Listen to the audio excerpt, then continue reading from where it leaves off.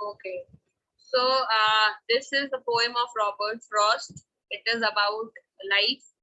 कि कैसे हम नेगेटिव या डिप्रेस्ड सिचुएशन से we should come out of it, appreciate the beauty of nature and so on. Last to last class में प्रत्युष ने मेरे से एक सवाल किया था जो मैं आज कुछ देख रही थी तो उसके बीच मुझे मिल गया कि पोएट क्या कर रहा है, ट्री के नीचे खड़ा है कि बैठा है। तो पोएट एक्चुअली खड़ा है। और एक क्वेश्चन ये था कि क्रो क्या कर रहा है, उड़ के निकल रहा है, चलते चलते उड़ रहा है, बैठा है कि क्या कर रहा है। तो क्रो भी बैठा है, ठीक है। दिस वाज अ क्वेश्चन ना कि क्रो क्या अचानक से आया, उसने उड़ा दिया, उड़ते उड़ते चलते स्नो गिरा दिया। Am I correct? So the answer is कि crow is sitting on the tree. Okay, if he is not here then. तो अभी हम ये क्वेश्चंस करना शुरू करते हैं। किसी को पोएम में कोई डाउट है तो मुझे बोलो, मैं समझा देती हूँ। डाउट है तो बोलो। नए लोग हैं वो पढ़े हुए हैं ऑलरेडी ये poem dust of snow. Yes, ma'am. Okay, I'll be giving just 5-minute brief explanation of it. The way a crow बैठा है ट्री के ऊपर। ट्री का नाम है हेमलॉक ट्री। पोएट उसके नीचे खड़ा हुआ है।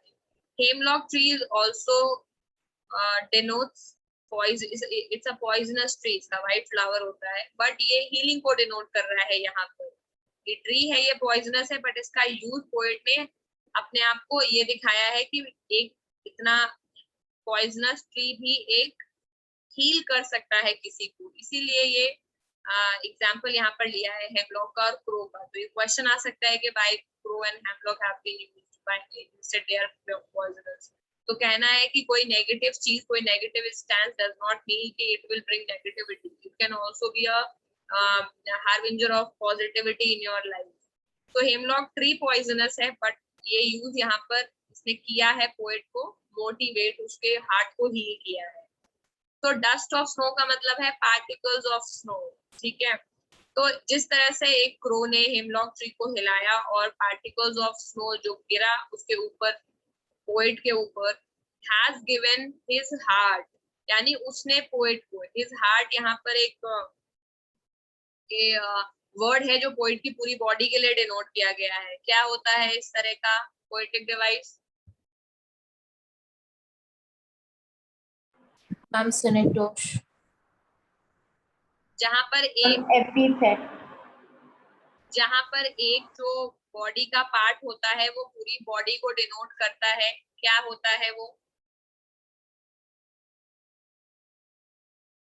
एपिथेट इज करेक्ट, लेकिन एपिथेट में एक ऑब्जेक्ट होता है। और दूसरा कराया मैंने क्लास में, बताओ जल्दी।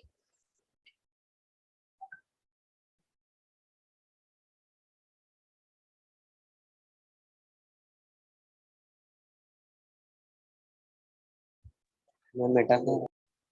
मेटाफर में एक ने जवाब दिया भी है यहाँ पर अभी।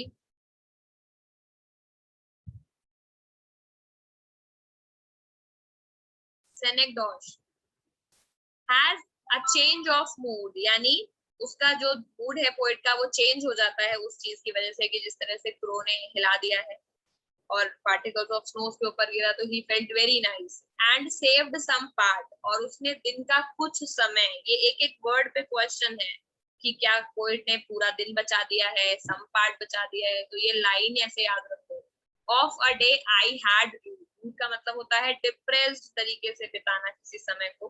तो जिस तरह से वो डिप्रेस्ड था उसको बचा लिया है इस वाले क्रो के इस एक्ट ने। तो इससे ये पोएम बहुत छोटी है लेकिन इसका मीनिंग बड़ा है कि लाइफ में जब कोई नेगेटिव चीज आती है तो हम उससे कैसे बाहर निकलते हैं। एक तो ये है। दूसरा इसका मतलब ये है कि हमें आसपास की चीजों को अप्रिशिएट करना चाहिए। ऐसा नहीं है कि चीजों को नेगेटिव लाइट में देखना चाहिए। नेचर को बहुत ज्यादा ब्यूटिफाई किया गया है, तो नेचर को अप्रिशिएट किया गया है इस पोएम में कि जब हम ऑर्गेनिक लाइफ जीते हैं, नेचर के करीब रहते हैं, तो उससे हमारी अंदर पॉजिटिव फीलिंग्स आती है, ठीक है। तो ये सब, उसके अलावा एक क्वेश्चन तो है ही कि क्रो और हेमलॉक रिप्रेजेंट करते हैं अभी क्रो अग्रीनेस को, हेमलॉक पॉइजनस चीज को, but still they are giving some positivity in life, वो तो है ही, ठीक है। तो इसमें मेनली थीम, इसका थीम जो है वो है मोटिवेशनल, और क्वेश्चन ऐसे ही आते हैं इसमें से क्या मोटिवेशन है, जो भी मैं एक दूंगी 1-2 लॉन्ग क्वेश्चन। उसके पहले हम एक्सट्रैक्ट बेस्ड एमसीक्यू कर लेते हैं, ठीक है। तो पहला एक्सट्रैक्ट पढ़ो और पहले एमसीक्यू का आंसर मुझे बताओ।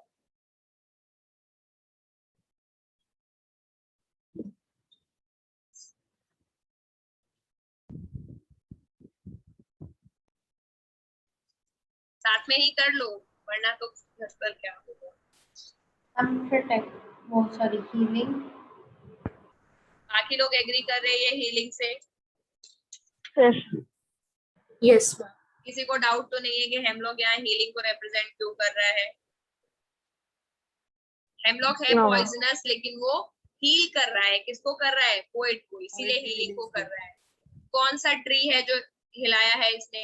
ये देखो कैसा क्वेश्चन आया है, लास्ट ईयर का सीबीएसई बोर्ड क्वेश्चन है। Hemlock. Ma'am I think screen is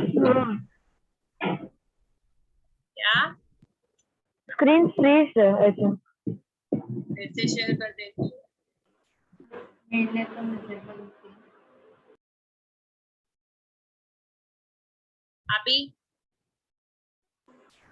yes ma'am ठीक है। ठीक है, यस ओके।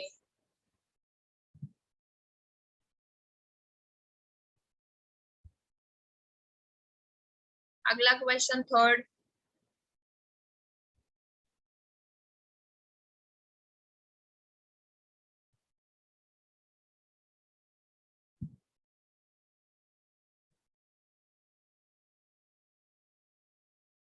अरे बैठो भाई, तुम्ही लोगों को सॉल्व करने हैं। Yes ma'am. Deep out.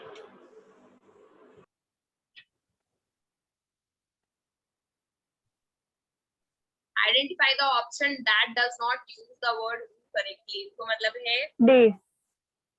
Depressed या फिर रिग्रेट में बिताना, ठीक है। रू का मतलब रिग्रेट में बिताना, डिप्रेस्ड है पोएट का मूड है, और रू का मतलब है कि रिग्रेट में वो डे बिता रहा है। और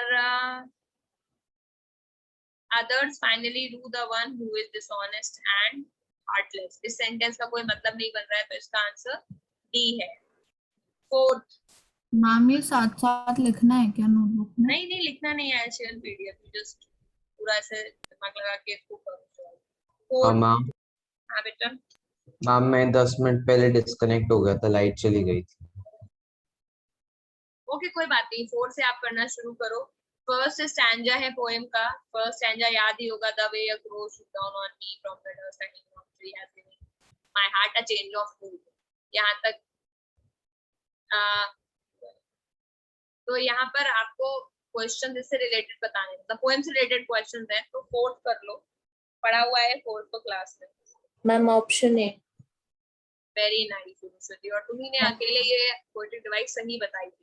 सेनेक्डॉश इज अ डिवाइस जहां पर, पोएटिक डिवाइस जहां पर हम एक पार्ट के, बॉडी के पार्ट को, समझ रहे हो, जो तुम मान्या बोल रही हो एपिथेट, उसमें एक ऑब्जेक्ट को किसी चीज के लिए डिनोट करते हैं, समझ गए? वो पर मेरा एक क्वेश्चन है मैम, यहाँ पर उन्होंने व्हील्स के लिए यूज किया, मतलब एज इन कार के लिए यूज किया एंड व्हील से रिप्रेजेंट किया, पर मैम यहाँ पर तो ऑब्जेक्ट है। तो कार ऑब्जेक्ट है ना बेटा, मैं तब से यही तो बोल रही हूँ, बॉडी का, ह्यूमन बॉडी का पार्ट। जो हमने एपिथेट और ट्रांसफर्ड एपिथेट पिछली बार भी डिस्कशन में यही लिया था, वहां पर कार और व्हील्स यहाँ पर एक ऑब्जेक्ट है। ये चीज मैं फिर से नेक्स्ट क्लास में एकदम एक बार और देख के क्लियर बता दूंगी क्या है, बट मुझे अभी तक यही समझ आया, तो क्वेश्चन में मुझे भी डाउट है। सेनेक्डॉश का क्लियर मतलब यही है कि आपकी बॉडी का कोई एक पार्ट जब आपकी पूरी होल को, पार्ट पूरे होल को रिप्रेजेंट करता है, तो वहां सेनेक्डॉश होता है। आपके हाथों को, आपका आंखें, बट उसने क्या यहाँ पे हार्ट का लिया है, हैज गिवन माय हार्ट। तो माय हार्ट यानी मेरा दिल, केवल दिल की बात तो कर नहीं रहे, पूरे बॉडी की बात कर रहे हैं, यानी पूरे पोएट का मूड चेंज, पूरे पोएट का मूड चेंज हुआ है ना। तो हैज गिवन माय हार्ट यहाँ पर सेनेक्डॉश, ठीक है। एपिथेट ज्यादातर ट्रांसफर्ड एपिथेट में यूज होता है, जहां पर किसी चीज, किसी दूसरे की बॉडी या किसी दूसरे ऑब्जेक्ट के किसी पार्ट से हम अपने आप को रेफरेंस कराते हैं। एग्जाम्पल लेकर के मैं बताऊंगी थोड़ी देर में, ठीक है। अभी इसको कर लेते हैं। अगला है what fell on the poet, fifth. Ma'am snow. No snow ठीक है, फिर अगला आई थिंक यहाँ पे खत्म है, क्वेश्चन नंबर 2 है, ये थोड़ा कट गया है आई थिंक स्कैन करने में। ये 2 का फर्स्ट पार्ट है, 2 वाला ये the way of go down on me, फिर से यही है हाफ, और इसका ये first part. Which of the following things in a poem represents sorrow?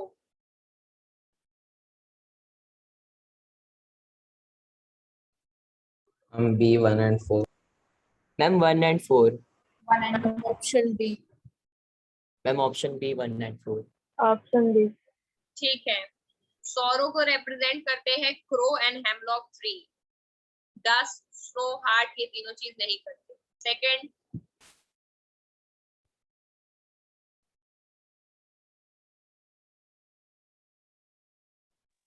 disappointed, demotivated and disheartened.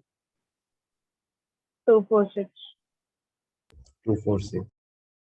2, 4, 6 इसमें है B part, B part correct. ठीक है, किसी को डाउट है इसमें अभी भी? 2, 4, 6 डिसअपॉइंटेड, डीमोटिवेटेड, डिसहार्टेड, ठीक है, ना तो क्यूरियस है ना थैंकफुल है, कोई पॉजिटिव फीलिंग नहीं है। ठीक है, third,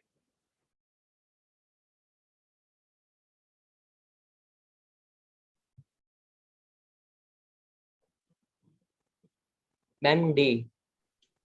D. D. D. I'm option D. Reason not ma'am ये- with the pro shooter, ma'am ये क्वेश्चन रिपीट हो गया मैम. कैसे? मैम ये क्वेश्चन तो पहले भी किया था ना मैम. कब? कहाँ?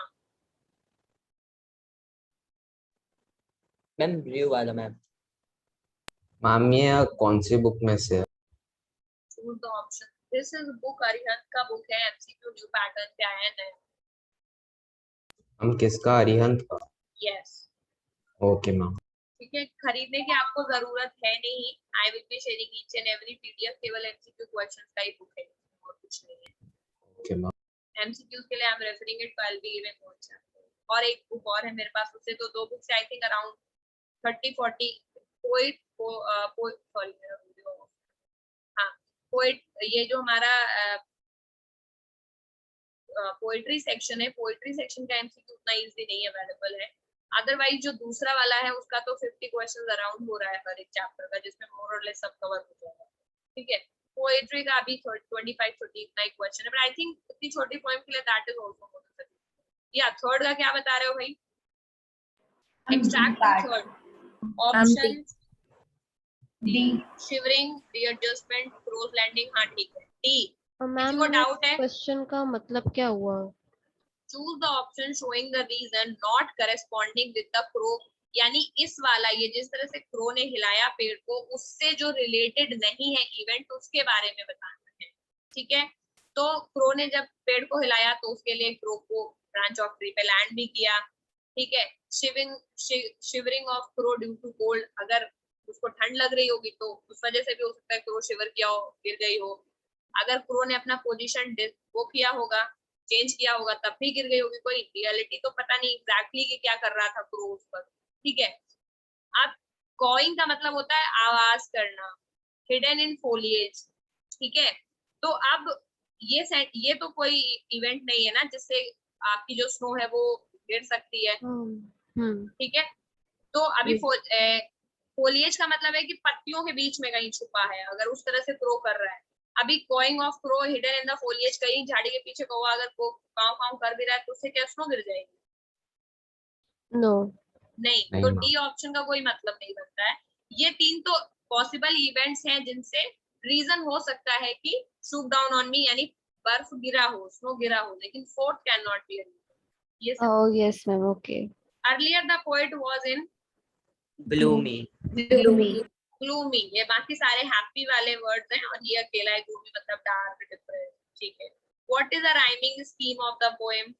अभी यहीं से A-B-A-B. हम A-B-A-B, ठीक है। A-B-A-B. अगला फिर पढ़ो एलिट्रेशन का एग्जांपल। क्या होता है alliteration? Ma'am repetition of words, rhyme. Good, कौन कौन से लाइन में हो रहा है? saved some. 1 and Saved 3. some 1 पे and हो रहा है 3. और Ma'am, Ma'am, 1 and 3. 3. हाँ, And 1 three. में भी हो रहा है कि नहीं? Yes, ma'am. As Yes, heart. ma'am. Okay, तो ऑप्शन सी सही है. Second, Ma'am, it changed his mood. A part. Correct. हम option A. Option A. Third, joy को क्या रिप्रेजेंट कर रहे हैं? हिमलॉक ट्री तो हो ही नहीं सकता, जिसमें 4 4 है उसको हटा दो. क्रो भी नहीं हो सकता, जिसमें 1 है उसे भी हटा दो. 2, 3. B. Ma'am 2 Ma'am, 3. 2 and 3.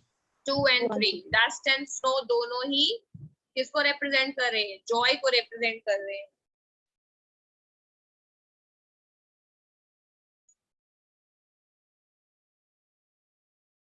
हम हार्ट तो पोएट को रिप्रेजेंट कर रहा है. हम्म, हम हार्ट पोएट को रिप्रेजेंट कर रहा है. मैम वैसे 3 होना चाहिए ना, डस्ट तो स्नो को वही सोच रही हूँ मैं, एडजेक्टिव है. वही सोच रही हूँ, मैंने ऑप्शन 3 नहीं देखा ओनली. बस वही सोच रही हूँ. Actually Yeah. Dust of snow का मतलब तो स्नो पार्टिकल है, डस्ट का अकेले क्या मतलब है? Ma'am, dust. Ma'am, dust of snow होगा मैम. मैम अगर डस्ट ऑफ बहुत स्नो सारी स्नो अगर एक लिखा साथ होता गिर जाएगी तब तो ठीक नहीं होता, होगा. अकेला डस्ट है तो आई थिंक सेकंड भी गलत है. Ma'am, तो सिर्फ only option 3 Only होगा, option which 3 is होगा. Only option 3. Yes, only option 3 होगा क्योंकि यहाँ पर डस्ट की जगह डस्ट ऑफ स्नो होना चाहिए.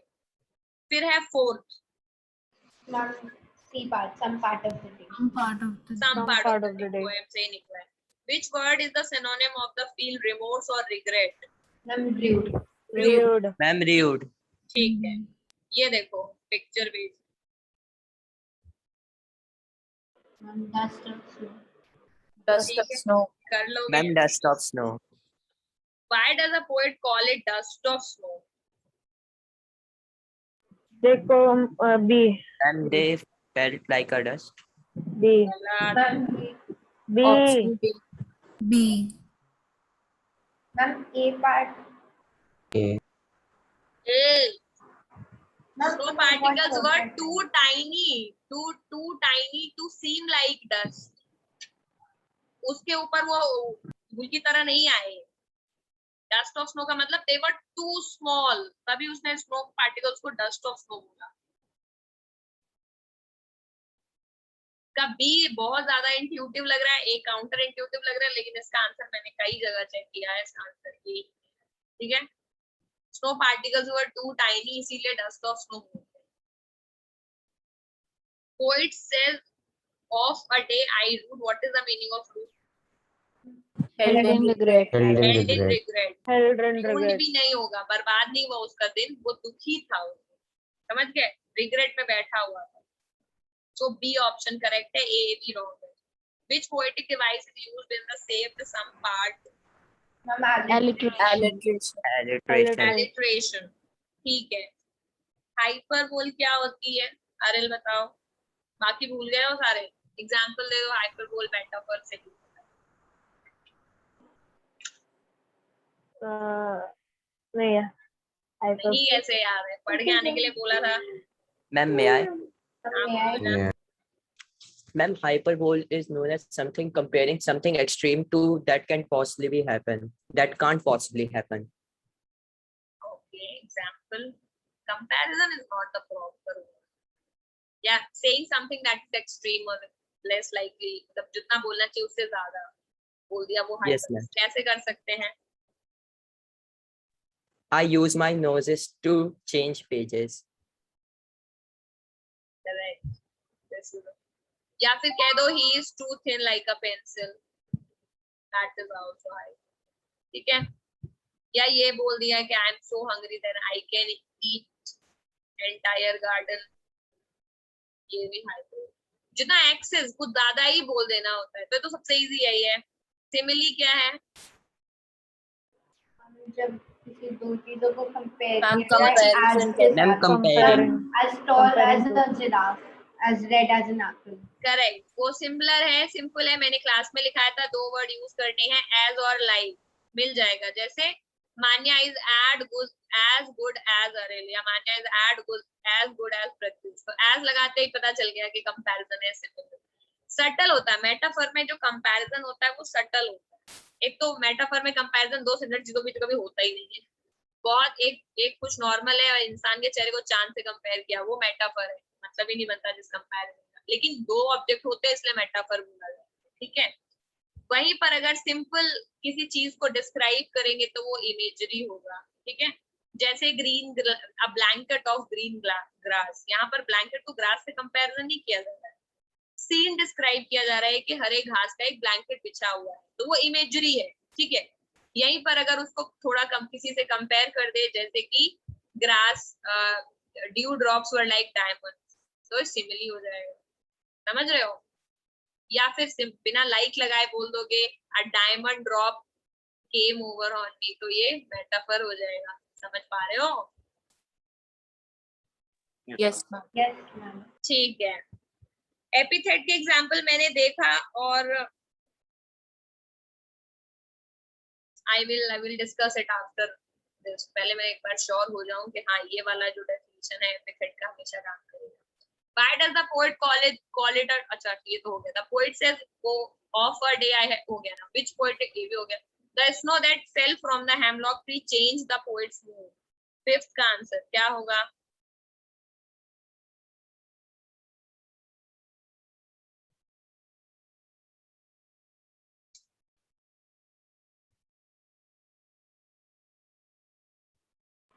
Ma'am, 1, 2 and 5. Ma'am, 1, 2 and 5. 1, 2 and 5. Yes, 1, 2 and 5. सबको क्लियर है? फिर से पढ़ लो। The snow that fell from a hemlock tree changed the poet's mood। What could have been another outcome of falling of snow on the poet? जो हुआ उसको भूल जाओ। और क्या हो सकता था? वो उसको गुस्सा आ सकती थी, पहला पॉइंट, ठीक है। अभी तो उसको अच्छा लगा, उल्टा हो सकता था, उसे गुस्सा आ सकती थी। दूसरा पॉइंट भी है कि पोएट जो है वो और डिप्रेस्ड हो जाता क्योंकि उसको सर्दी लग जाती है कि नहीं, तो उसको ठंड लगती तो वो और उसका मूड खराब हो सकता था। फिफ्थ भी सही है। A poet could have removed the snow from his head and walked away। वो जा सकता था, ठीक है। थर्ड और फोर्थ क्यों नहीं होंगे? वो बहुत एक्सट्रीम केस है जो वो ना Yes, ma'am. करता। मैम वो कुछ ज्यादा ही है। करेक्ट। पोइट के मूड को दिखाया है इस पोएम में, तो किसी ऑब्जेक्ट को यूज करके काटना वाटना उसका मतलब यहाँ पर नहीं है, समझ गए। पोइट का रिएक्शन अपने मूड के रेफरेंस में पूछा है, इसीलिए पोइट के मूड को ही डिप्रेस, मतलब कि वो डिप्रेस्ड है, खुश हो सकता था, इतना ही जाना है। ये नहीं कि वो काटने छाटने लग जाता है, पूरा इसको हटा देगा, इतना दूर का नहीं सोचना है। कुल मिलाकर के मूड के रेफरेंस में बात की गई है, तो चेंज इन मूड बताना है। हम अगर उसका मूड बहुत ही एंग्री डिपिक्ट किया गया होता पोएम में, मैम फिर भी ऐसा पॉसिबल था कि वो जैसे क्रो को भगा देता वहाँ से। Correct correct. अगर ये दिखाते कि पोएट को किसी तरह से पोएम में इस तरह से डिस्क्राइब करते कि वो एंग्री है या वायलेंट बिहेव कर रहा है, तो ये आउटकम्स हो सकते थे ऑल्टरनेट, बट ऐसा दिखाया नहीं, ठीक है। What are the two negative creatures Frost used as a carrier of positivity? Hemlock tree and crow. Hemlock Hemlock tree tree and crow. What is the conclusion of poem Dust of Snow? क्या है conclusion? Ma'am B part, every small act in Ma'am, B लाइफ part. Every small act in our life can illuminate our soul and motivate us to do better. Through the poem Dust of Snow, Robert Frost is trying to shatter all the beliefs that humans have about the things that they consider All of these. All of these. All of these. All of these.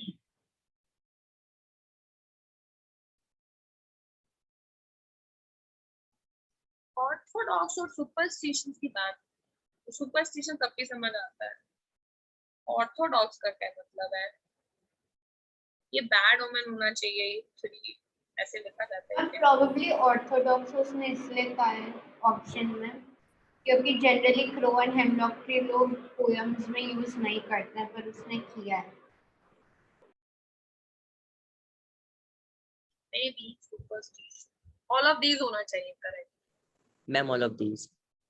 Although मुझे more correct ये लग रहा है, but considering कि B और सी क्यों negative है इसका कोई रीजन नहीं है हमारे लिए। फिलहाल इसका आंसर डी है, ठीक है। आपको अगर देखो, अगर पीछे के आंसर कीज में एक दो क्वेश्चन आपसे चेंज होंगे, जो क्लास में डिस्कस हो रहा है आप उसे फाइनल कर दोगे, ठीक है। ये हर जगह ही होगा क्योंकि बहुत जगह पे कुछ कुछ चीजें ऑल्दो ऑर्थोडॉक्स मुझे अभी भी सुपरस्टिशन समझ आता है, क्योंकि अभी सुपरस्टिशन मतलब अंधविश्वास, तो अंधविश्वास ही होता है कि क्रो को आप अगली मतलब हेमलॉक ट्री को आप पॉइजनस मानो या कुछ खराब हो जाएगा तो। बाकी लोग कन्विंस्ड हैं ऑर्थोडॉक्स को हम ले सकते हैं। Yes, ma'am. Yes, ma'am. दूसरे सेंस में तो सही है, ये गलत नहीं है ऑर्थोडॉक्स को, क्योंकि ऑर्थोडॉक्स एक ऐसी थिंकिंग है जो पुरानी विचारधारा में ही तो ये बैड ओमेंस में इन सब में बिलीव करते थे ना, रूढ़िवादी तो है वो लोग। जो अभी मॉडर्न और ऑर्थोडॉक्स दो ही कम्युनिटी होता है, उस सेंस में तो D correct. 9 which is hemlock tree as mentioned in the poem Dust of Snow? Ma'am 8th वाले में Ma'am. हाँ बोलो brother। मैम सुपरस्टिशंस और ऑर्थोडॉक्स दोनों थिंकिंग को एक्सप्लेन कर रहे हैं जो इंसान सोच रहा है, लेकिन इलोमेंस थिंग्स को एक्सप्लेन कर रहा है जो हम थिंग्स को कंसिडर करते हैं। हम तो इलोमेंस सबसे ज्यादा लाइकली लग रहा है मुझे ऑल ऑफ दीस से। ज्यादा तो मुझे भी वही लग रहा है, बिकॉज दिस इज, इन्होंने क्वेश्चन में पूछा है human have about the things that they consider, तो थिंग्स को ऑर्थोडॉक्स कैसे कंसीडर किया जाए? लेकिन ये बात हम भी सही है थिंग्स कि को ऑर्थोडॉक्स और सुपरस्टिशंस में सुपरस्टिशियस थिंकिंग ही बैड ओमेंस को यानी इल ऑब्जेक्ट्स को डिनोट करता है। आई थिंक हमें इतना नहीं सोचना चाहिए, इसका ऑप्शन डी लेना चाहिए। अगर मोर करेक्ट, ये जनरली ये सेम क्वेश्चन आएगा नहीं, question will be very clear, जैसे 2021 वाला देखा था, कंफ्यूजन वाला बोर्ड पेपर नहीं देता है, तो उसमें अगर यहाँ पर इल ऑब्जेक्ट्स लिखा हुआ है, बैड ओमेन लिखा हुआ है, तो यहाँ पर कुछ ऐसे आंसर होंगे जो तुम क्लियरली कंफ्यूज नहीं होगे। लेकिन ये तीनों ही सही है। 9th, what is a hemlock tree as mentioned in the poem Dust of Snow? Ma'am, A. No. Ma'am, C. Purple तो नहीं होता, डी तो डेफिनेटली गलत है। व्हाइट फ्लावर होते हैं, अनप्लीजेंट स्मेल का होता है व्हाइट फ्लावर। मैम A होगा ना मैम, पॉइजनस होता है मैम। पॉइजनस भी भी है, होता पर है, बुक ये में भी ये सही है। है। मैम बुक में ये भी लिखा है कि स्मॉल वाइट फ्लावर्स होते इसका हैं। स्टेम कैसा होता है एक बारी चेक करो। फ्लावर व्हाइट होते हैं तो सी सही है, पॉइजनस है, यूरोपियन है तो ए सही है। पर्पल होता है क्या स्टेम इसका? चेक करो।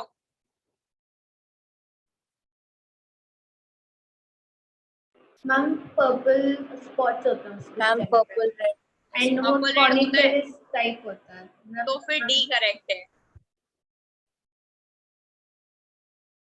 मैम पर ऐसा क्वेश्चन वो बोर्ड में पूछेंगे जिसका आंसर ही उन्होंने क्लियरली नहीं दे रखा। नहीं, अब उन्हें इतने एमसीक्यू बनाने कहाँ से बनाए। चलो हेमलॉक ट्री के बारे में कुछ ज्यादा पता चल गया। It is highly poisonous European plant, ये ठीक है। पार्सले फैमिली मुझे पता नहीं है, बट ए इज करेक्ट क्योंकि इतना डिटेल में नहीं जाएगा। दूसरा है स्मॉल व्हाइट फ्लावर्स होते हैं, इसमें ये मुझे पता है। प्लीजेंट स्मेल हाँ होती है, पता है। ए एंड सी करेक्ट है। अगर स्टेम पर्पल स्पॉटेड है तो बी भी करेक्ट है। फिर all of the above is the only answer ले। मैं पीछे एक मिनट इसका ये चेक कर लेती हूँ आंसर की। आई थिंक डी ही होगा इसका आंसर। करेक्ट है बी में, तो आई गेस डी होना चाहिए। या डी आंसर है इसका, ठीक है। एंड एथ का आंसर इन्होंने इसमें ए दिया हुआ है, which I am not agree. I still think इसका आंसर डी होना चाहिए। 10th, केवल इस क्वेश्चन में इसका आंसर डी होना चाहिए। अगर सुपरस्टिशन ऑर्थोडॉक्स की जगह एक भी चीज चेंज हो जाती थी तो इसका answer bad ill omen is more appropriate, क्योंकि बैड ओमेन माना जाता है क्रो को और हेमलॉक को। What did poet realize when dust of snow fell on him? That he had wasted his time being in sorrow. Ma'am option A. Both 1 and 2. Both 1 and 2. सब लोग agree कर रहे हैं बोथ 1 and 2 से? Yes, ma'am. Yes, ma'am. ठीक है। 11,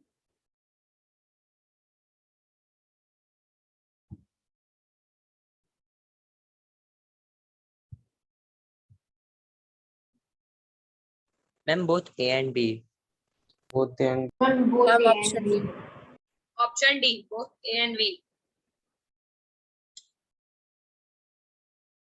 poet जब snow poet के ऊपर गिरी तो उसने उसको सराउंडिंग के बारे में भी अवेयर कर दिया, ठीक है, कि उसके सराउंडिंग्स में कितनी चीजें पॉजिटिव हैं। इस चीज सिंप्लिसिटी, नेचर की सिंप्लिसिटी को अप्रिशिएट करना सीख गया वो। तो बी पॉइंट भी ठीक है, और पोएट का जितना थॉट था जो नेगेटिव था उससे अवेक क्या वेकेंट हो गई सोल उसकी, क्योंकि वो पॉजिटिविटी से भर गया, तो ए बी सही है, तो D both A and B. Question number 12 देखो क्या क्वेश्चन बनाया है, सी सी का ठीक है। 13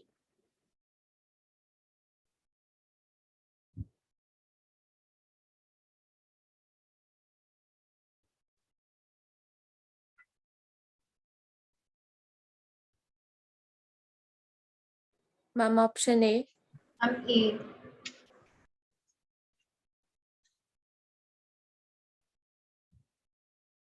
ऑप्शन ए मैम क्योंकि ओ प्रोमिनेंट है पूरी लाइन में। Correct. Shoot down on me, same vowel sound repeat होता है तो एसोनेंस होता है, सेम वॉवल साउंड ए में रिपीट हो रहा है तो, और किसी में तो same vowel sound vowel sound ही नहीं आ रहा मुझे, ठीक है। डस्ट ऑफ द, नहीं नहीं आ रहा है, और किसी में आ रहा है क्या same no vowel ma'am sound, बोल के नो देखो। मैम। ए नो में मैम आ रहा है तो एसोनेंस मतलब सेम वॉवल साउंड रिपीट होता है, ठीक है। अगला है 13 का answer A. 14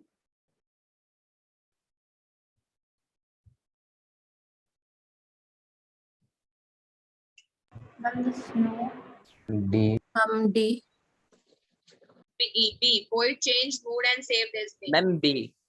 B. 15. Yes ma'am हम बी या डी 14 का B, बी या B, D? B. The snow ने नहीं पोएट सेव किया है, पोएट ने खुद के मूड को चेंज किया था। स्नो तो मतलब ये, no, this poem is about how poet saw that thing, correct?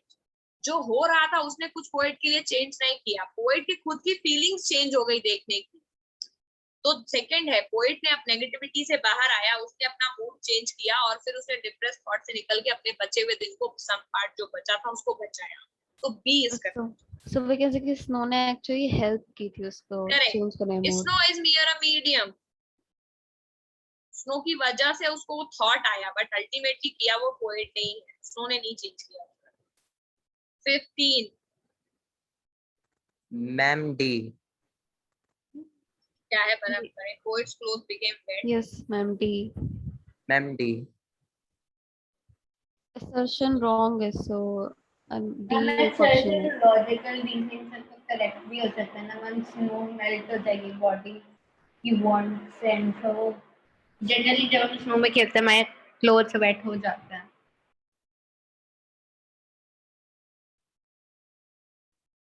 नहीं, तुम लोगों को ये नहीं पढ़ना है बेटा, इसमें क्वेश्चन तुम गलत तरह से देख रहे हो। इस तरह से क्वेश्चन नहीं देखना है कि पोएम में क्या हुआ, क्वेश्चन ये देखना है कि अगर असर्शन में ये दिया हुआ है तो क्या इसका रीजन ये हो सकता है, इस तरह से देखना। मैम अगर हम क्वेश्चन को प्रूव माने क्या तो तुम्हें क्लियरली ये चीज मतलब ये पता है कि क्रो के ट्री को हिलाने की वजह से पोएट के कपड़े गीले हुए? मैम मैं सिर्फ तो इनडायरेक्ट सेंस में करेक्ट है लेकिन डायरेक्ट सेंस में नहीं। तो आर तो एक्सप्लेनेशन तो ए का डेफिनेटली नहीं है, ठीक है, क्योंकि ऐसा कहीं नहीं है कि पोएट ने, क्रो ने हिलाया तो पोएट का कपड़ा गीला हुआ। तो लेकिन आर ट्रू भी है, तो या तो आंसर बी हो सकता है या तो आंसर डी हो सकता है, करेक्ट। मैम ए कैसे ट्रू हुआ आई मीन उस पे अगर स्नो गिरे तो वो तो स्नो ही तो है, उसके गीले कैसे हो जाएंगे कपड़े? मैम स्नो तो हमारी बॉडी मैम वार्म से मेल्ट हो मैम जाएगी क्लोथ का ना। तो बस लेकिन डस्ट उसके ऑफ स्नो था ना क्लोथ्स मैम, बहुत स्मॉल स्मॉल पार्टिकल्स मैम, तो ये वो सब ठीक स्नो है इतनी तो गिरी जैसा। भी नहीं होगी कि उसके कपड़े गीले हो जाएं, वो डस्ट ऑफ स्नो है जरा सी। मैम यस मैम ये बहुत एम्बिगुअस क्वेश्चन है। Correct, this is the right answer, that is question itself is wrong, ठीक है। बिकॉज़ ये क्वेश्चन का आंसर किसी को जब पार्ट ए किसी को पता ही नहीं है तो पार्ट बी का तो सवाल, पार्ट बी केवल पता है, पार्ट ए के बारे में केवल अजम्पशन कर सकते हैं कि पोएट के कपड़े गीले हुए या नहीं हुए। ज्यादा पॉसिबिलिटी किस चीज की, अब ये बताओ, अगर आ ही जाए तो मैम मुझे तो नहीं लगता ना कि कि इसके क्या वेट तुम इस बात को बोल सकते हो कि पोएट के कपड़े नहीं गीले हुए? अब इससे ऐसे सॉल्व किए जाते हैं इस क्वेश्चन को। दूसरा आंसर तो एकदम सही है कि आर इज ट्रू, पहला क्या तुम ये कह सकते हो कौन ये ज्यादा कह दो में से एक स्टेटमेंट चूज करना हो कि उसके कपड़े गीले हुए या नहीं गीले हुए, तो क्या चूज करो? मैम नहीं गीले हुए नहीं मैम। हुए। मैम हुए। मैम डस्ट ऑफ स्नो से मैम कपड़े कैसे गीले हो सकते हैं स्नो मैम? इज वाटर, ठीक है। लेकिन मैम मैम अगर वो मेल्ट थोड़ा सा कैसे, भी बहुत होता स्मॉल है। पार्टिकल्स है वो मैम मैम। क्लोथ के ऊपर मेल्ट Exactly. कैसे हो सकती है? Do Yes, not ma'am. try. मैं क्या बोल रही हूँ, this question is wrong first of all. तो nobody is right, nobody is wrong here. Point ये है कि कभी कभी अगर ऐसे फर्जी क्वेश्चन आ जाए तो क्या रीजनिंग लेके चलो। अगर स्नो गिरी है किसी की बॉडी पे तो हायर प्रोबेबिलिटी कपड़े गीले होने की है या नहीं? Yes ma'am.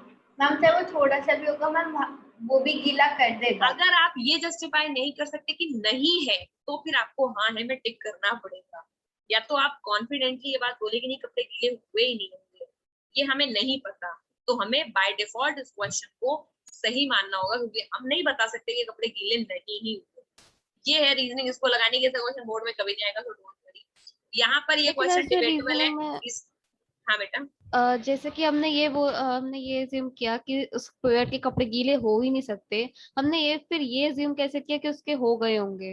नहीं पता, लेकिन हम ये नहीं कह सकते कि नहीं हुए, इसलिए हम क्लियरली ये तो बोल ही नहीं सकते कि यार फॉल्स है, मैं ये कह रही हूँ। मैम क्वेश्चन गलत है तो अगले क्वेश्चन पे चले। हाँ अगले Yes, क्वेश्चन ma'am. पे चलते हैं, इस क्वेश्चन को छोड़ दो। लेकिन ये कहना कि नहीं हुए ये भी गलत है एट द सेम टाइम, तो ज्यादा प्रोबेबिलिटी बेट होने की है, तो मैं तो ऑप्शन बी के साथ जाऊंगी, जो कि इसमें भी इन्होंने दिया है, मुझे सही लगता है, ऑल्दो ये क्वेश्चन बेकार है इसका मतलब नहीं है, ठीक है। मैम बहुत कंट्रोवर्शियल क्वेश्चन है। हाँ ऐसे क्वेश्चन बोर्ड्स में नहीं आते। सो अगला है fire and ice poem. This is about हम उस क्वेश्चन का आंसर दिया कौन सा है? आंसर की क्वेश्चन का था आंसर अभी। बी दिया हुआ है, बी। ए को उन्होंने ट्रू माना है, लेकिन आर ए का रीजन नहीं है, ये हमें क्लियरली पता है क्योंकि ये हमने पोएम में पढ़ा है कि ये तो पॉसिबल है ही नहीं कि स्नो की वजह से, गिरने की वजह से उसके कपड़े गीले हुए हो गए होंगे, स्नो की वजह से तो डेफिनेटली नहीं हुए। तो यही बात सब लोग बोल रहे हैं, लेकिन लोग ये कह रहे हैं कि स्नो की वजह से उसके कपड़े गीले नहीं हुए, तो उसके कपड़े गीले हुए ही नहीं होंगे बात।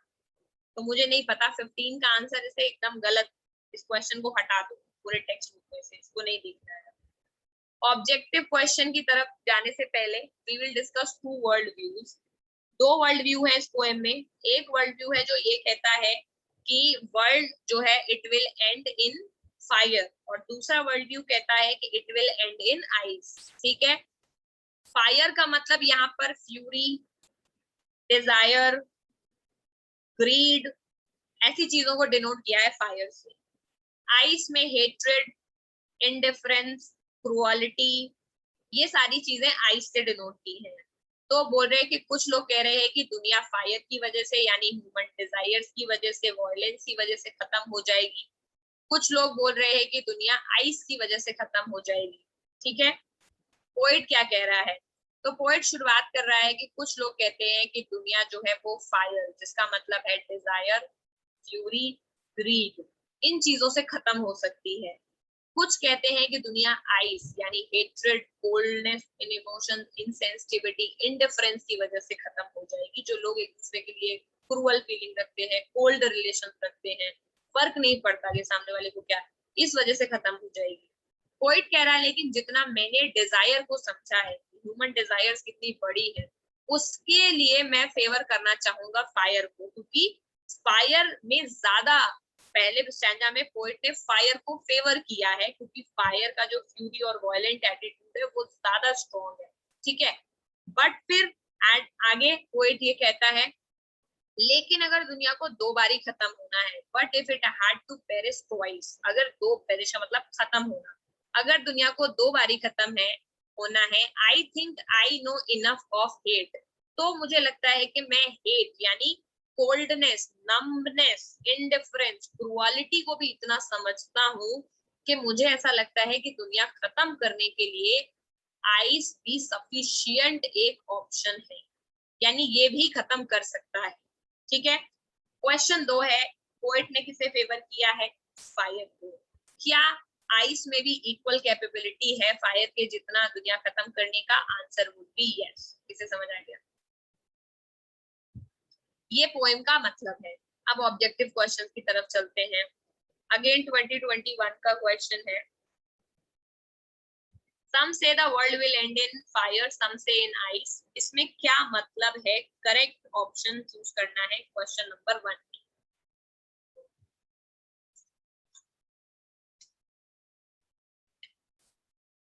Ma'am option B. Ma'am B.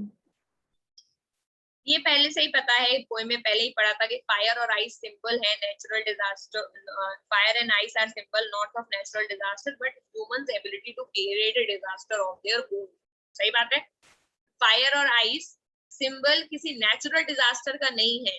तो कहीं कहीं एग्जाम आइडिया में दिया है कि फायर का मतलब हीट वेव्स. ठीक है, तो यहाँ पर उसी डाउट को लेकर के सीबीएसई ने क्वेश्चन पूछ लिया लास्ट ईयर. ये बताओ मतलब क्या है. तो सिंपल मतलब है, क्या मतलब है, फायर और आइस दोनों ही ह्यूमन इमोशंस यानी ह्यूमंस की एबिलिटी को शो कर रहे हैं कि ये बहुत बड़ा डिजास्टर क्रिएट कर सकते हैं. ह्यूमंस की ग्रीड और उनका इनडिफरेंस या हेट्रेड दूसरों के लिए दोनों ही इक्वली केपेबल है दुनिया खत्म करने के लिए. Do you agree? Answer B is correct. Excuse me ma'am. हाँ, मैम सेम क्यों नहीं होगा? C. Yes ma'am. Fire and ice are elements नहीं है, दे आर सिंबल. सिंबोलिज्म लगा है यहाँ पर. Okay ma'am. एलिमेंट्स नहीं शो कर रहे, ये सिंबल है ह्यूमन नेचर के लिए यूज किए इस पोएम में. ठीक है. Second, ma'am. According to the poet fire refers to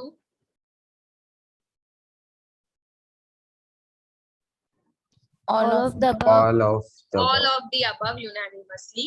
इसमें आंसर केवल डिजायर्स दिया हुआ है बट आई फील कि उन्हें आंसर शायद पता नहीं है. इसका आंसर डी होगा क्योंकि पैशन तो एक बार छोड़ भी दो. Fury is given in NCERT. जो एक ब्लॉग दिया है उसमें कि डिजायर किस किस चीज को डिनोट करता है. The fury word is given there. मुझे डाउट था तो मैंने देखा. तो डिजायर एंड एंगर तो we can find it for sure. Passion का भी मतलब उसी फायर मतलब पैशन भी होता है. तो हमारे लिए आंसर इसका डी है. ठीक है. हम बॉक्स में इनडायरेक्टली दे भी रखा है, लस्ट दे रखा है. लस्ट पैशन कोई यस, लस्ट एक्चुअली पैशन का नेगेटिव वर्जन है, इसीलिए मैंने पैशन को यहाँ इंक्लूड कर लिया है. अब पॉइंट ये है कि अभी केवल अगर ये लस्ट को ही लेंगे तो लस्ट तो नेगेटिव पैशन है. फिर बोलेंगे positive passion is not fire, क्योंकि पैशन कोई रॉन्ग इमोशन थोड़ी ना है. समझ गए. लस्ट रॉन्ग इमोशन है और अगर दुनिया खत्म होना है तो लस्ट को होना चाहिए. पर उतना डिटेल में हम नहीं जाते. हमारे लिए desire, anger and passion all of the above is more appropriate. ठीक है. हो सकता है इनकी की में कोई गलती हो. स्कूल में एक बारी मैं कंफर्म कहा, मैंने तो जितना नेट पर देखा मुझे ये समझ में आता है कि ये तीनों ही होंगे. आंसर अगर किसी को ये लग रहा है कि नहीं केवल डिजायर होगा तो वो जस्टिफाई करे मुझे यहाँ पर कि कैसे. केवल आंसर देख करके नहीं डिसाइड किया जा सकता कि नहीं यही केवल सही है. जितना हमने पढ़ा है तो फायर का मतलब एंगर भी है और पैशन भी है और डिजायर भी है. लस्ट दिया हुआ है which is similar to passion only. तो desire, lust and anger all of the above. अगर यहाँ लस्ट दिया होता तब तो एकदम कोई कहने की बात ही नहीं थी, डेफिनेटली ट्रू हो जाता. लेकिन लस्ट को देकर के इन्होंने पैशन दे दिया है तो थोड़ा कंफ्यूजन है. बट स्टिल क्वेश्चन में तीनों चीज हर जगह मेंशन किया गया है फायर का मतलब. तो ऑल ऑफ द अबव इसका सही आंसर होगा. Third, I think option A. Third का Yes, and या तो A या फिर D. होल्ड ऑफ एक फ्रेज है. हम आई गेस Then डी होना D. चाहिए. होल्ड इन टू उसका सही है. होल्ड बैक का मतलब अपने आप को लिमिट कर लेना, पीछे हट जाना. ठीक है. होल्ड ऑन का मतलब किसी चीज को पकड़ के थाम के रखना या किसी चीज पर टिके रहना. होल्ड Hold ऑफ off का क्या मतलब है किसी चीज का जैसे रुक जाना, बंद हो जाना. ठीक है. और होल्ड इनटू मैंने नहीं होता कुछ. तो option D is correct. What message does the poet want to convey through this poem?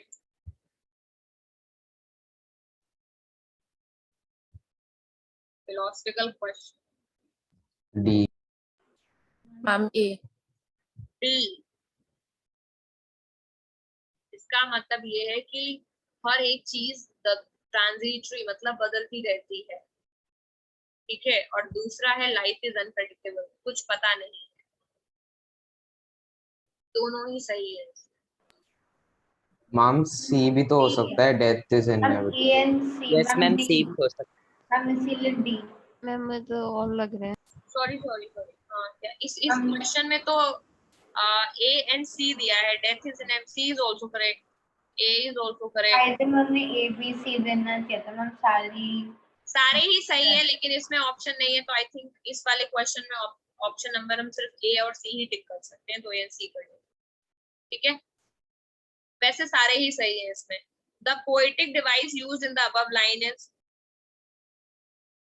हम आप इतना पैराग्राफ वापस सिखा सकते हो कितनी लाइन सम से Anaphora. Anaphora anaphora. जब सेम वर्ड्स जो है वो यूज रिपीट होते हैं बार बार तो एनाफोरा होती है, तो एनाफोरा। ऑक्सीमोरॉन क्या होता है? मैम जब इस दो डिफरेंट लाइन मीनिंग वाले मैम वर्ड्स को जब दो कंबाइन करके यूज ऑपोजिट किया वर्ड्स हम एक साथ यूज करते हैं। जैसे civil war civil war, correct. Open secret. जब दो अलग अलग वर्ड्स के एकदम ऑपोजिट मीनिंग के जो वर्ड्स हैं वो साथ साथ यूज होते हैं तो ऑक्सीमोरॉन होता है। इमेजरी मेटाफर मैंने ऑलरेडी बता दिया। But if it had to perish twice, I think I know enough of hate to say for destruction ice is also great. क्या है मतलब? Pick the one that is not true about the poet according to extract. Ma'am हम 1 के 5th में हम transferred epithet कह सकते हैं, क्योंकि सम से जो साइंटिस्ट एंड फिलोसफर्स को रेफरेंस दे रहे नहीं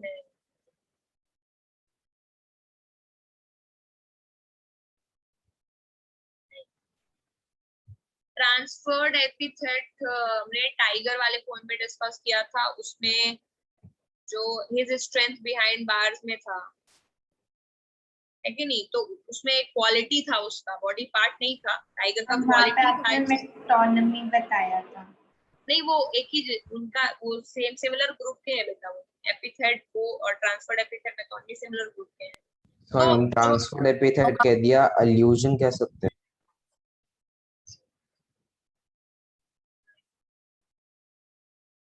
मैम हमारी क्लास हमारी टीचर एल्यूजन ने तो बताया। उसमें होगा, उस वाली पोएम देखा था जिसमें ये एमराल्ड सी में जा रहे हैं। Amanda. एल्यूजन ही मतलब एक तरह का बहुत हल्की ड्रीम ही होती है एल्यूजन वाली पोएट, किसी वो दूसरे स्टेट में जा रहे होते हैं। यहाँ पर ऐसा कुछ हो नहीं रहा है कि वी आर गोइंग इनटू कहीं सी में भी नहीं जा रहे हैं, ना किसी अच्छे बगीचे बगीचे में घूम रहे हैं, तो ऐसा कुछ सीन नहीं क्रिएट हो रहा है जिसको हम ये कह सके कि नहीं हम एल्यूजन में हैं। और है ना, मतलब ऑक्सीमोरॉन के अलावा और तो मुझे नहीं लग रहा कुछ बनता है इसमें। Oxymoron is not correct. Epithet तो मैं बोल रही हूँ ना कि एग्जांपल्स ले करके, बिकॉज कंफ्यूजन हो जाती है, इसलिए when I will find suitable example कि ये डेफिनेट डील करेगा ही करेगा, then I will tell metonymy, transferred epithet and epithet, ये तीनों मैं डिस्कस करूंगी, ठीक है। अभी इसके लिए इसमें वो चीज नहीं है, ऑक्सी एपिथेट सम से नहीं। तुम ये बोल रहे हो कि सम से साइंटिस्ट के लिए यूज हुआ इसलिए एपिथेट होगा, अल्यूजन नहीं। But if it had to perish twice, I think I know enough of hate to say that for destruction ice is also great. 2. Answer 1. हम सी Ma'am, C. C Preaches love and kindness to combat the spread of hate among all.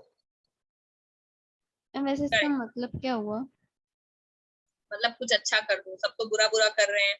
इसमें है कि इस वाले जो poet negative बात कर रहा है, दुनिया कैसे खत्म होगी। ना मैम सी ऑप्शन का मतलब क्या हुआ? सी का मतलब ये है कि पोएट ऐसी बात कर रहा है कि हमें लव और काइंडनेस की प्रीच, मतलब लोगों को ऐसे बताना चाहिए सो दैट जो लोगों के बीच हेट चल रही है वो खत्म हो जाए, ऐसी बात कर रहा है। यस मैम सी नहीं सी कर फिर रहा है, आंसर। वो एकदम नेगेटिव बात कर रहा है कि दुनिया खत्म कर देगा ये हेट का इमोशन। तो the poem is powerful warning.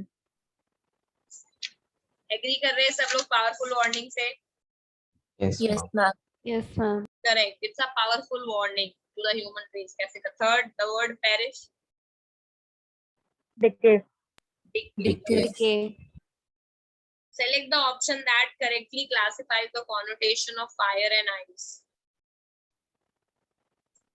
क्या क्या डिनोट कर रहे हैं कुल मिला के ये 5 हैं, उसमें से कौन फायर को कर रहा है, कौन आइस Ma'am, को कर रहा fire, rage, and Ma'am, okay, D so part.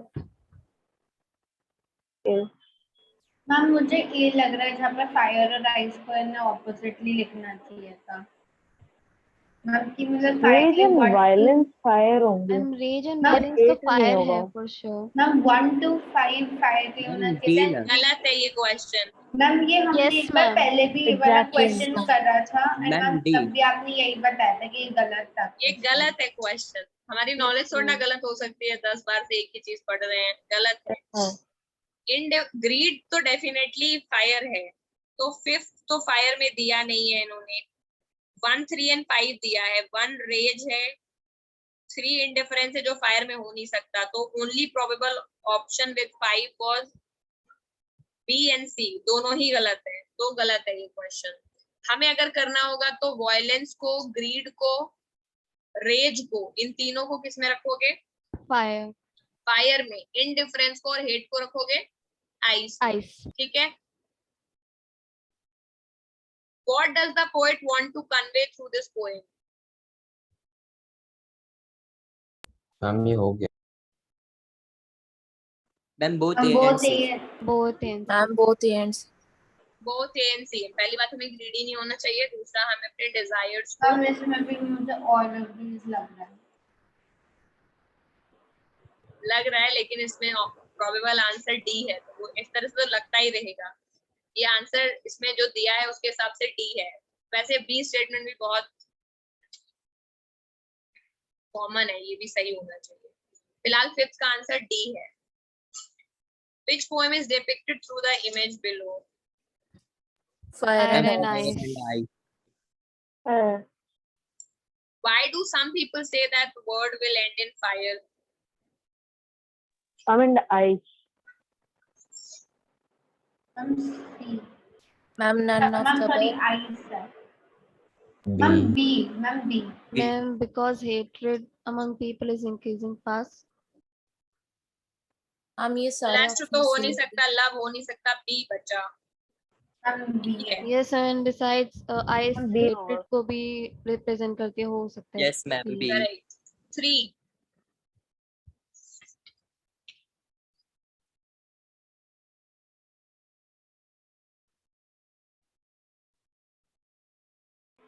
Ma'am 1 to 4 and 5 1, 2, 4, 5.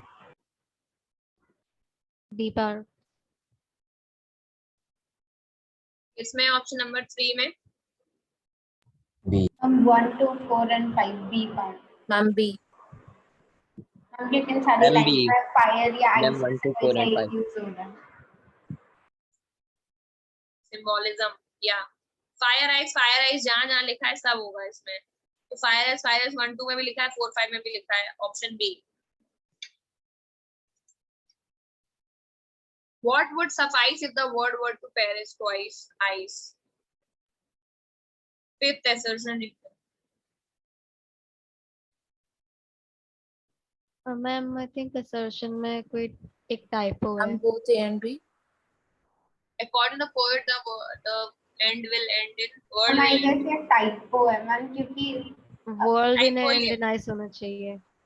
word will end in ice yoga typo. The poet suggests that the reason behind the destruction is hatred in the world. Ma'am ये तो क्योंकि ice लिखा और hatred लिखा है ma'am इस हिसाब से तो दोनों ही इनकरेक्ट होने चाहिए मैम उन्होंने तो फायर कहा था ना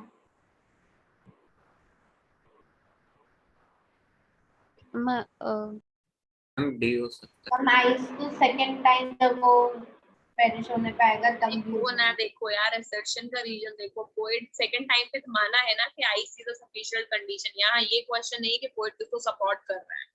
मैम अगर क्वेश्चन आप ये है एक कि जब पोएट बोल रहा है कि world will end in ice, तो क्या रीजन ये होगा कि डिस्ट्रक्शन हेट्रेड है. Yes, ma'am. तो Yes, A ma'am, I option think correct A. हुआ ना इसका. Yes, ma'am. What is the rhyming scheme of poem?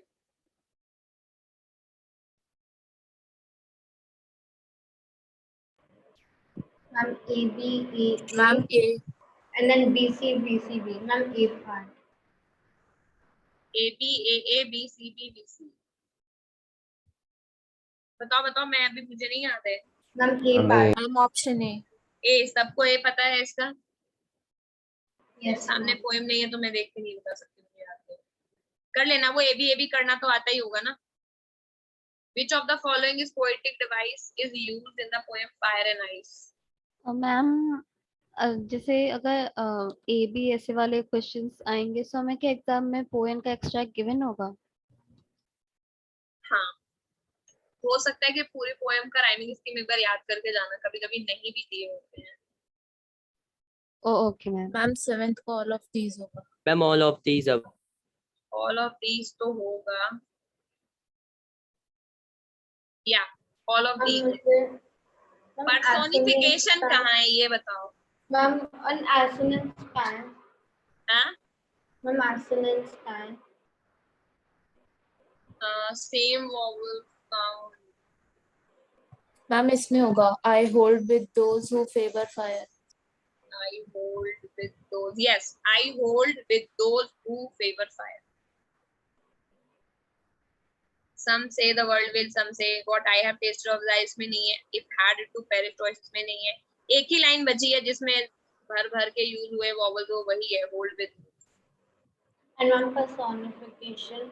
Personification बेटा मुझे नहीं पता इसमें कहाँ यूज हुआ है, बट आई थिंक कि इसमें फायर और आइस पर्सन की तरह, सिंबल की तरह ट्रीट किया है उन्होंने.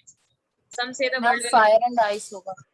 फायर एंड आइस सिंबोलिज्म है. अब उसे पर्सन की तरह ट्रीट अगर कर रहे हैं तो पर्सोनिफिक पावर पर्सन मान लो तो पर्सोनिफिकेशन भी हो जाएगा, बट ऐसा कहीं है तो नहीं इसमें कि इन्होंने पर्सन माना है. तो सम से the world will and fire.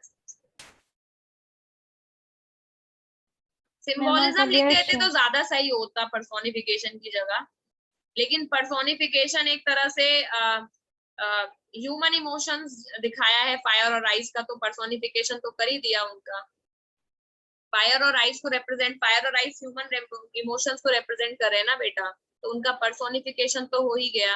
अगर सिंबोलिज्म लिख देते तो बेटर होता, मैं ये कह रही हूँ. समझ गए कहाँ है पर्सोनिफिकेशन? मैम ह्यूमन इमोशंस को रिप्रेजेंट करना और ह्यूमन को रिप्रेजेंट करना तो अलग चीज है ना. ह्यूमन इमोशन पर्सोनिफिकेशन कैसे हो गया? अगर ह्यूमन इमोशन को रिप्रेजेंट कर रहे हैं तो वो पर्सोनिफिकेशन नहीं होगा. अगर मैं बोलूँ आई डोंट थिंक होगा. अगर मैं बोलूँ रिवर इज एंग्री तो पर्सोनिफिकेशन नहीं है. ह्यूमन भी तो एंग्री होते हैं.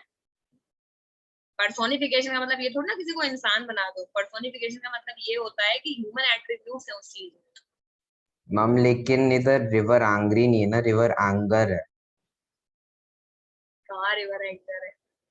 मैम हम ह्यूमन इमोशंस को डिपिक्ट कर रहे हैं ना, हम ये नहीं बता रहे कि फायर फायर फायर गुस्सा है. यही इसी वजह से तो मैं कह रही हूँ कि अगर सिंबोलिज्म होता तो मोर करेक्ट होता. लेकिन ये कंप्लीटली कह देना कि पर्सोनिफिकेशन नहीं होगा ये गलत है. क्योंकि अगर अगर उन्होंने बोल दिया हमने अपनी तरफ से तो पर्सोनिफिकेशन इस पोएम में पढ़ाया ही नहीं. पढ़ाया क्या मैंने पर्सोनिफिकेशन? नहीं, सिंबोलिज्म ही पढ़ाया है. लेकिन अगर वो मान ही ले तो इतना तो रीजनिंग इतनी कनेक्ट कर लेना वहां पर कि नहीं. अगर वैसे ये ऑलरेडी इतने करके जाओगे तो इन्हीं में से क्वेश्चन एमसीक्यू में फंस जाएगा. बट पर्सोनिफिकेशन का मतलब है ह्यूमन ट्रेट्स. तो ऑब्वियसली अगर फायर, लव, एंगर इन सबको डिनोट कर रहा है तो ह्यूमन एलिमेंट्स तो दिए ही है इमोशंस की. तो पर्सोनिफिकेशन मान सकते हैं फायर और आइस के सिंबल को, क्योंकि ह्यूमन इमोशंस को रिप्रेजेंट करते हैं. ठीक है. अगर वैसे एकदम लाइन होती तो क्लैरिटी थी थॉट की, तब तो कोई बात नहीं. मेरे हिसाब से यहाँ पर ज्यादा सिंबोलिज्म होना चाहिए. पर्सोनिफिकेशन में डिनाई नहीं कर रही हूँ, इसीलिए ऑल ऑफ दीज इसमें मोर करेक्ट है, क्योंकि एजोनेंस भी है, पर्सोनिफिकेशन भी है और एलिट्रेशन भी है. ठीक है. This is a tough question जो ध्यान में रखना चाहिए, क्योंकि इजिली इसमें एजोनेंस और पर्सोनिफिकेशन दिखता नहीं है. मैम हमारी मैम ने बताया था पर्सोनिफिकेशन होगा. वही बता रही हूँ बेटा, बट मैंने जब पोएम पढ़ाई थी तो मैंने पर्सोनिफिकेशन इसमें नहीं पढ़ाया था, क्योंकि मेरे हिसाब से पर्सोनिफिकेशन ह्यूमन ट्रेट्स को एक्टिव होते दिखता है. जैसे अगर रिवर इज वॉकिंग तो पर्सोनिफिकेशन है, एकदम क्लियर है. लेकिन अब यहाँ पर पर्सोनिफिकेशन इसलिए क्योंकि कोई आइस और फायर को पर्सन की तरह ट्रीट थोड़ी ना किया गया है, फायर और आइस को ह्यूमन इमोशन की तरह ट्रीट किया गया है। अगर आपकी मैम ने पर्सोनिफिकेशन बताया था तो उसका कोई रीजन भी बताया होगा। Yes ma'am. क्या? मैम यही था कि उसे ह्यूमन इमोशन के साथ कंपेयर किया। बस इतना ही रीजनिंग पॉसिबल है। तो ह्यूमन इमोशंस के साथ किया है तो हम मान लेते हैं कि पर्सोनिफिकेशन कंप्लीटली रॉन्ग नहीं है, तो टिक कर दो, ठीक है। तो याद कर लो, इस पर्टिकुलर पोएम के लिए कुछ चीजें लर्न भी करनी पड़ती है कि इन केस अगर पर्सोनिफिकेशन आ जाता है तो यहाँ पर, ठीक है। Identify the poetic device used in the line some say. Ma'am 7th में बीच ऑल ऑफ दिस दिया हुआ। एक minute,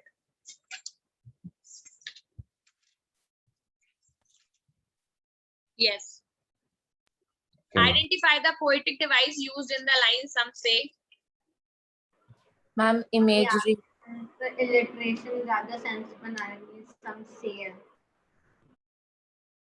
Yes, ma'am. I also think alliteration होगा. Alliteration होगा इसका आंसर, लेकिन इसमें इमेजरी भी है। दुनिया नफरत में खत्म हो जाएगी, तो एक तरह का इमेज क्रिएट करने की कोशिश की है ना कि फायर की वजह से, यानी ह्यूमन एम्बिशन की वजह से। इसमें इमेजरी भी है और एलिट्रेशन भी है। ये question itself is wrong. Alliteration imagery दोनों है इसमें।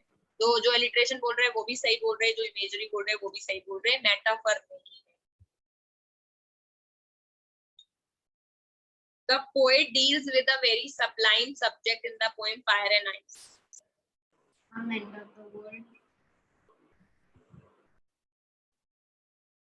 इमेजरी समझो ना बेटा, जब आपके सामने कोई सीन क्रिएट करने की कोशिश की जाती है, तो अगर हम कह रहे हैं कि some say that the world will end in ice, इसका मतलब ये है कि लोग एक दूसरे से नफरत करेंगे, दुनिया खत्म हो जाएगी। तो क्या दिमाग में एक इमेज सी नहीं बनती कि नफरत से दुनिया कैसे खत्म होगी? जहां बनती है वो इमेजरी हो जाती है तुरंत, समझ गए? तो imagery is really connected to this metaphor और एल्यूजन, इस तरह की चीजों से वो कनेक्टेड होता है। ये थोड़ा समझ गए इमेजरी? तो ऐसा नहीं कि पहचान नहीं पाओगे। अगर कहीं पर कॉमन है, बहुत कॉमन पोएटिक डिवाइस है, कुछ डिफरेंट नहीं चाहिए। अगर पढ़ करके ऐसा लग रहा है कि कोई सीन क्रिएट करने की कोशिश की जा रही है, फॉर एग्जांपल कोई लिख दे कि बहुत सुंदर सा बागीचा है, तितलियां उड़ रही है, अगर इस तरह का सीन भी डिस्क्राइब कर दिया जाता है तब भी इमेजरी होगा। तो इमेजरी इतना कॉमन है कि वो तो हो जाएगा, but at the same time alliteration भी इसमें सही है। आई थिंक हम ऑलरेडी अभी पूरे तो कर नहीं पाएंगे, हमारे काफी बचे हुए हैं। So we'll hold it here itself. Next class में इसके बचे हुए MCQs and then इसके question answers हम कर लेंगे, ठीक है? इसका I mean जिस तरह के questions हैं, हम आप एक बार letter to God के भी questions ये वाले discuss कर सकते हो। हाँ, मैं लेटर टू गॉड वाले नेक्स्ट क्लास में फिर टाइम बचेगा तो वो भी डिस्कस कर लेंगे। और एपिथेट, और मैं अच्छे से इसका रिसर्च करके एपिथेट, मेटोनिमी और ट्रांसफर्ड एपिथेट नेक्स्ट क्लास में बताऊंगी, ठीक है? कहाँ होगा? वैसे मुझे 2-3 चीजें समझ में आई हैं, एडजेक्टिव से रिलेटेड है, बॉडी पार्ट से रिलेटेड नहीं है, लेकिन तब भी मैं अच्छे से क्लियर करके बताऊंगी ताकि आगे कंफ्यूजन नहीं, ठीक है? मैम आपने लिखवाया था मेटोनमी और एपिथेट का। लिखवाया था बेटा, बट इसके 8-10 एग्जाम्पल और डिस्कस करने पड़ेंगे सो दैट अगली बार कहीं दिखे तो पहचान लो। मुझे खुद ही कभी कभी सच बात ये है कि मुझे खुद कभी कभी कंफ्यूजन हो जाती है। या तो हो सकता है कि उस पर्टिकुलर पोएम में दोनों हो, जो कि बहुत बार होता है कि एक ही लाइन में 2-3 डिवाइस भी होती हैं, but at times I also feel कि नहीं ये नहीं है, समझ गए? जैसे वो जो इसने कार वाला एग्जांपल दिया था वो एकदम सही दिया था कि ऐसा मुझे भी कंफ्यूजन है। तो जब मुझे ही है तो first I will clear it, then I will tell you, ठीक है? So I will tell you in next class, and at the same time बचे हुए इसके और लेटर टू गॉड के टफ ये वाले MCQs we will discuss, ठीक है?